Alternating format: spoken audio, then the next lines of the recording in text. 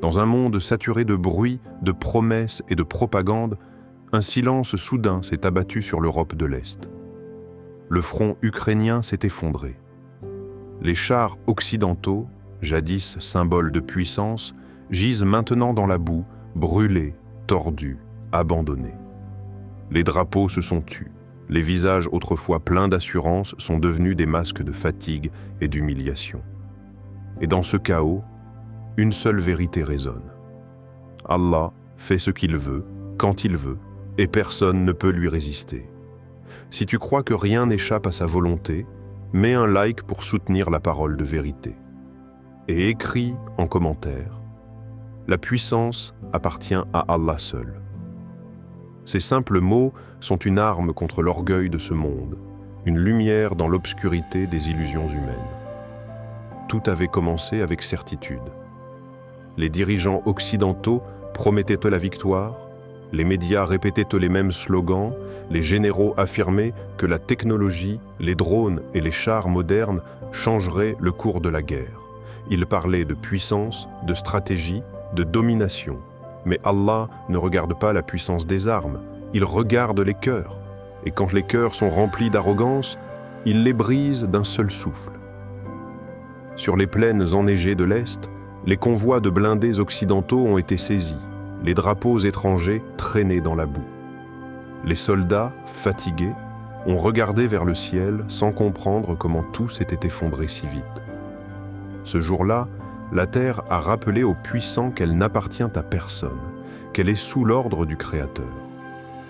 Ce que nous voyons aujourd'hui n'est pas seulement un événement militaire, mais un rappel divin. L'histoire du monde suit toujours le même cycle.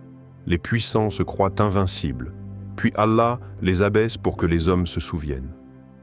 Pharaon avait des armées plus grandes que toutes celles de son époque. Karun possédait des trésors dont les clés suffisaient à épuiser des hommes forts. Nimrod croyait pouvoir défier le ciel. Tous ont fini écrasés par le décret divin. Et aujourd'hui encore, les empires modernes rejouent la même pièce. Les discours de puissance ne changent pas le destin. Dans les tranchées ukrainiennes, les soldats ont compris une vérité que les dirigeants refusent d'admettre. Quand Allah retire sa protection, aucune alliance ne peut tenir. Les drones tombent du ciel, les chars ne répondent plus, les communications se taisent, et soudain, le silence devient une prière. Ceux qui survivent lèvent leurs yeux vers le ciel en quête de sens. Car face à la mort, la politique disparaît et ne reste que la vérité. La victoire appartient à celui qui la donne. Les nations s'étaient moquées de la Russie, croyant la faire plier sous le poids de leurs sanctions. Mais Allah a voulu montrer au monde que la force ne se mesure pas en armes, mais en destin. Dans chaque effondrement politique, dans chaque défaite inattendue, il envoie un message. Ne mettez pas votre confiance dans les hommes, mais dans moi. Car les hommes changent, les alliances trahissent, les empires tombent. Mais Allah demeure, éternel, souverain, au-dessus de tout. Combien de fois dans l'histoire avons-nous vu ce scénario se répéter? Les puissances du moment se croient maîtresses du monde, jusqu'à ce qu'un simple souffle divin fasse s'écrouler leur édifice. Et chaque fois, les croyants comprennent. Le monde n'est pas gouverné par les cartes géopolitiques, mais par la sagesse d'Allah. Quand les chars occidentaux furent saisis, les caméras ont montré les symboles de nations puissantes gisant dans la poussière. Mais au-delà des images, il y a un signe. Allah retire la gloire à qui il veut. Il humilie ceux qui s'enorgueillissent de leur savoir et de leur science. Il fait triompher qui il veut, même s'il est seul contre des milliers.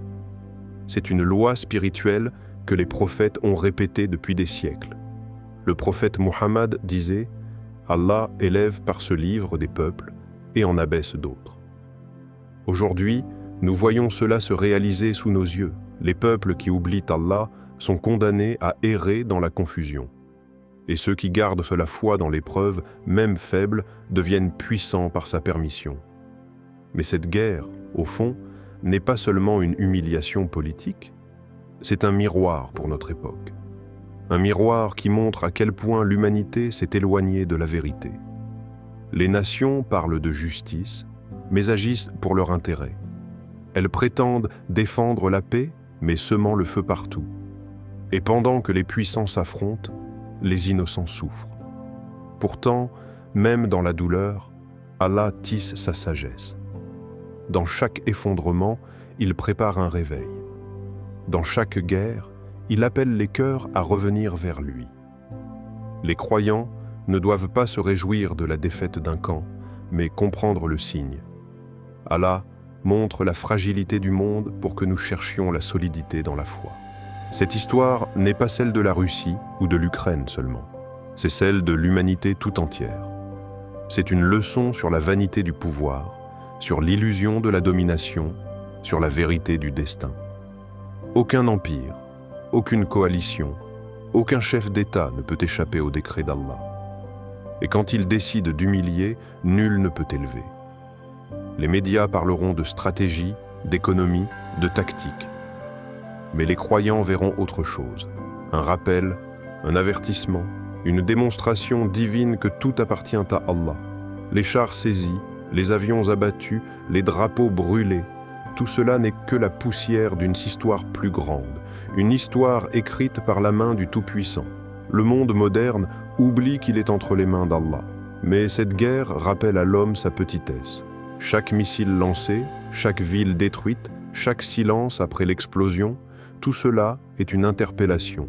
Jusqu'à quand crois-tu maîtriser ce que j'ai créé?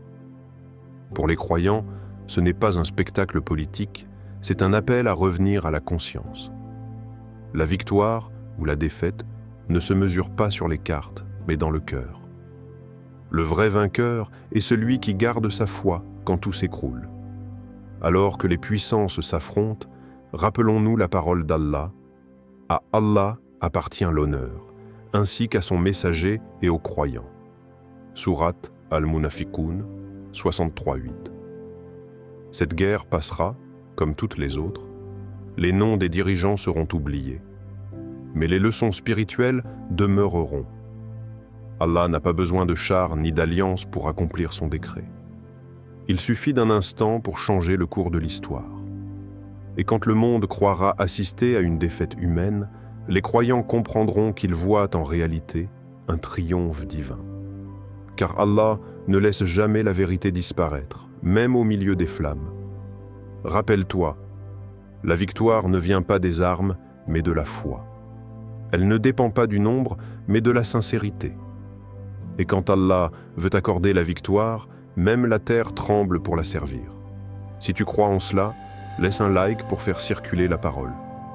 Écris en commentaire. La victoire appartient à Allah seul. Et partage cette vidéo pour rappeler au monde que la force et la gloire ne sont qu'entre les mains du Tout-Puissant. Car au final, ce que nous voyons n'est pas une guerre entre hommes, mais une scène du grand théâtre du destin. Et dans ce théâtre, il n'y a qu'un seul metteur en scène, Allah, le maître de l'univers.